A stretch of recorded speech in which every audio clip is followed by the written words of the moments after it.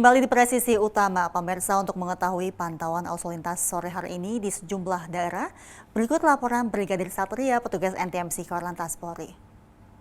Ya baik, selamat sore pemirsa. Saya Brigadir Satria akan mengupdate informasi kondisi arus lalu lintas terkini di beberapa titik rawan kepadatan yang langsung kami pantau melalui CCTV NTMC Polri. Yang pertama kita lihat kondisi arus lalu lintas di kawasan Selipi Palmerah, Jakarta Barat.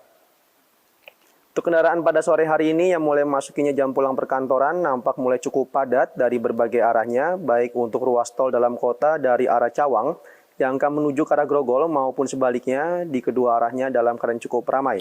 Dan juga perlambatan kecepatan terjadi di jalur tersebut agar para pengendara pengguna jalan tol tetap pada jalur Anda, tidak menggunakan bahu jalan hanya dikarenakan bahu jalan hanya diperuntukkan untuk keadaan yang darurat. Sementara untuk di jalur arteri dari arah Semanggi yang akan menuju ke arah Grogol, Petamburan maupun Pejompongan dalam keadaan cukup ramai dan sesekali terlihat adanya antrian kendaraan menjelang traffic light, selepasnya kendaraan dapat kembali lancar. Selanjutnya kita beralih untuk melihat kondisi arus lalu lintas di kawasan Simpang Cempaka Putih, Jakarta Timur. Untuk kendaraan dari arah Cempaka Putih yang akan menuju ke arah Pulau Gadung, Tanjung Priuk maupun Cawang dalam keadaan cukup ramai, antrian kendaraan nampak adanya terlihat 5 hingga 8 kendaraan ke belakang, selepasnya kendaraan dapat kembali lancar.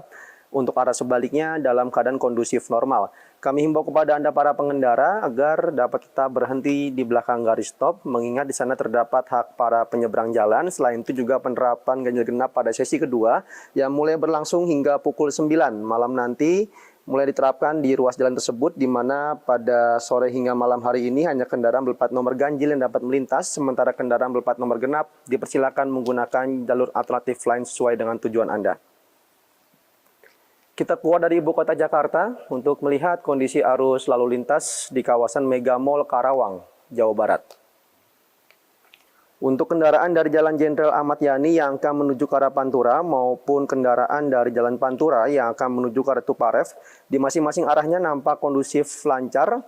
Sama halnya untuk lalu lintas dari Jalan Tuparef yang akan menuju ke arah Jalan Jenderal Ahmad Yani pun juga nampak cukup normal. Belum ada lonjakan arus kendaraan yang signifikan yang terjadi hingga sore hari ini.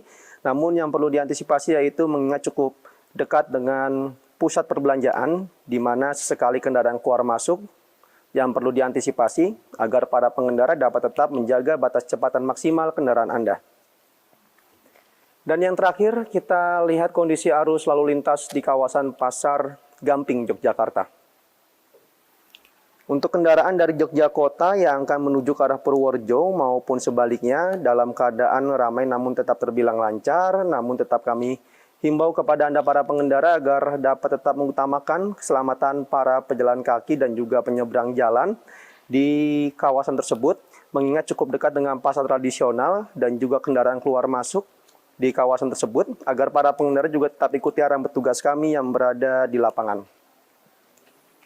Dan untuk informasi selengkapnya, silakan hubungi call center kami di nomor 1500 669 dan juga melalui SMS center kami di 9119. Stop pelanggaran, stop kecelakaan, keselamatan untuk kemanusiaan untuk Indonesia lebih tertib. Demikian informasi dapat disampaikan langsung dari studio NTMC Polri, semoga bermanfaat, selamat beraktivitas, dan salam presisi. Beralih ke informasi lainnya, pemirsa, Polda Kalimantan Tengah menggelar gerakan pangan murah atau GPM Polri untuk masyarakat di pos lalu lintas Bundaran Besar Kota Palangkaraya pada Kamis pagi. Kegiatan GPM Polri untuk masyarakat yang juga digelar serentak di seluruh Indonesia ini dibuka secara resmi oleh Kapolri Jenderal Polisi Listio Sigit Prabowo bersama Mendagri dan sejumlah pejabat tingkat pusat. Adapun kegiatan ini bertujuan adalah satu, dengan momen memperingati Hari Proklamasi Kemerdekaan Republik Indonesia ke-80. Ini pemerintah ingin memberikan juga bantuan kepada masyarakat dalam bentuk memberikan harga pangan murah, seperti sembako, khususnya beras, dan juga ada beberapa komoditas lainnya seperti terigu, minyak goreng. Dan hari ini bahwa Provinsi Kalimantan Tengah pun melaksanakan kegiatan gerakan pangan murah ini di 50 titik, yaitu tersebar di seluruh kabupaten. Dan di Palangkaraya dipusatkan di Bundaran Besar ini, kita akan salurkan kurang lebih 5 ton beras SPHP ya Pak ya. Dan juga nanti ada minyak kita. Dan 51 ton kurang lebih akan disalurkan melalui Polres-Polres yang ada di wilayah Provinsi Kalimantan Tengah ini. Adapun harga yang kita berikan adalah kurang lebih 1 kilonya adalah Rp12.000. Kemudian perlu disampaikan kepada rekan-rekan sekalian bahwa kami sudah koordinasi kerjasama dengan Bulog. Mudah-mudahan kegiatan ini bisa menjaga juga kestabilan harga beras pangan yang ada di pasaran. Pemirsa nekat mencuri kabel sepanjang 200 meter milik salah satu stasiun TV nasional. 2 pelaku spesialis pencuri kabel berhasil diringkus petugas Satuan Reserse Kriminal Polres Metro Jakarta Pusat di sebuah rumah kontrakan sempit di kawasan Gambir, Jakarta Pusat. Kabel senilai Rp20 juta yang akan digunakan untuk kebutuhan siaran langsung peringatan HUT ke-80 RI itu dicuri kedua pelaku di lapangan Silang Monas. 2 pelaku spesialis pencuri kabel ini tidak mampu berkutik saat diamankan aparat Satreskrim Polres Metro Jakarta Pusat di sebuah rumah kontrakan sempit di kawasan Gambir, Jakarta Pusat pada malam tadi. Keduanya ditangkap karena nekat mencuri rangkaian kabel tembaga sepanjang 200 meter milik salah satu stasiun TV nasional. Aksi pencurian terjadi pada Kamis dini hari di mana kedua pelaku mencuri kabel milik stasiun TV yang telah disiapkan untuk kebutuhan siaran langsung peringatan HUT ke-80 kemerdekaan Republik Indonesia di lapangan Silang Monas, Jakarta Pusat. Kabel senilai Rp20 juta itu kemudian dibakar dan diisi kabel berupa tembaga yang dijual kepada pengepul barang bekas seharga Rp900.000. Penangkapan kedua pelaku berhasil dilakukan petugas setelah mendapati beberapa petunjuk dari lokasi kejadian. Kedua pelaku diduga merupakan spesialis pencuri kabel bawah tanah yang selama ini paling diburu oleh petugas.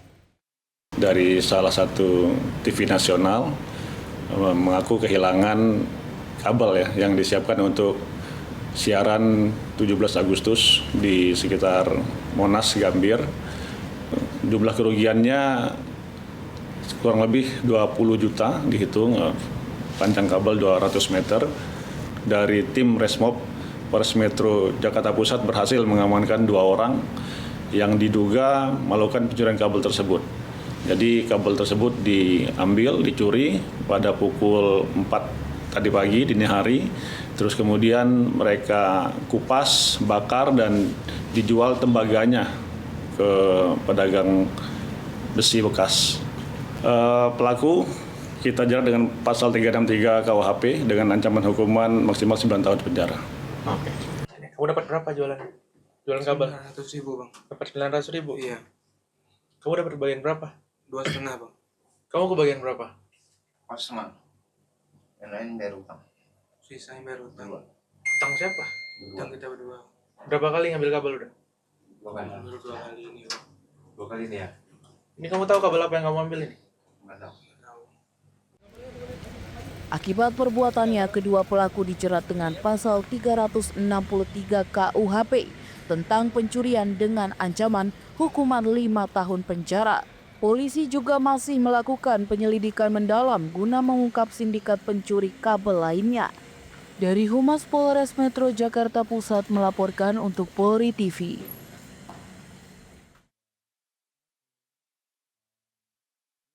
Pemirsa tetaplah bersama kami, Presisi Utama akan segera kembali.